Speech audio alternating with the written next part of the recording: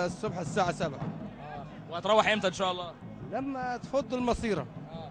انت شايف موضوع القضاء والمطالبه غير القضاء محتاجه الناس تنزل الشوارع واللي بيحكم الدكتور محمد مرسي وفي مجلس شورى بيستحوذ عليه الحريه والعداله؟ اولا احنا رغيف الخبز مش لاقينه، السرر مش لاقينه، احنا عندنا الزراعة ماتت من العطش، ما فيش سرر عشان نشغل مكن، ما فيش بنزين، ما فيش مواصلات. ايه علاقه القضاء باللي انت بتقوله؟ لا، علاقة القضاء لازم أن يكون في رقابة، ما فيش رقابة خالص. الرقابه دي الحكومه مش القضاء. طب والحكومة ما ورا القضاء. لازم يكون في رقابة. ما فيش حكومة ولا فيش قضاء. ما فيش يعني أنا ممكن دلوقتي ياخدوني ما حدش يشوف عيني، ممكن اللي نهب الدولة ما يخش ولا ساعي. يبقى ازاي دي؟ وين القضاء؟ شكرا ليك. اتعرف عليك؟ تامر عبد الله من حوش عيسى البحيرة. انت جاي من البحيرة اللي هنا؟ من البحيرة اللي هنا.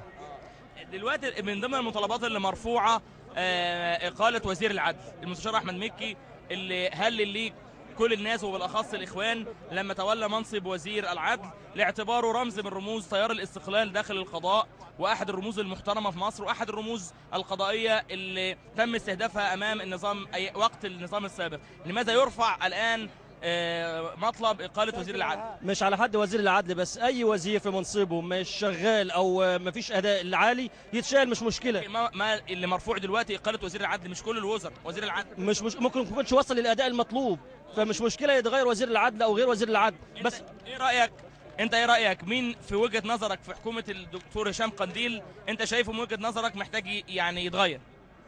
أنا شايف الحكومة بتاعت الدكتور هشام حكومة معقولة جدا وراجل شغال.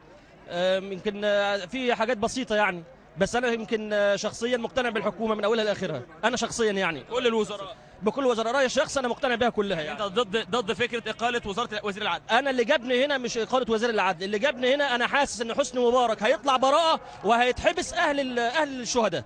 اللي أنا جاي عشان هو ده، حاسس إن القضاء فيه بعض الرموز اللي هتطلع مبارك وغير مبارك براءة، والناس أهل الشهداء هم دول اللي اتحبسوا. أنت شايف المشكلة في رجال القضاء ولا في القانون اللي بيحكم بيه رجال القضاء؟ لا، في رجال القضاء، فبعض رجال القضاء مش كل رجال القضاء. يعني أنت شايف حضرتك إن القانون بتاع القضاء قانون كويس، القانون اللي بيتحكم بيه الناس في المحاكم ده قانون كويس، المشكلة في رجال القضاء نفسهم؟ لأن أنا حاسس إن في بعض رجال القضاء دولت يعني بيقودوا الثورة المضادة، فأنا ومش صغيرين، أنا حاسس إن هم كبار يعني متمكنين يعني. شكرا لحضرتك.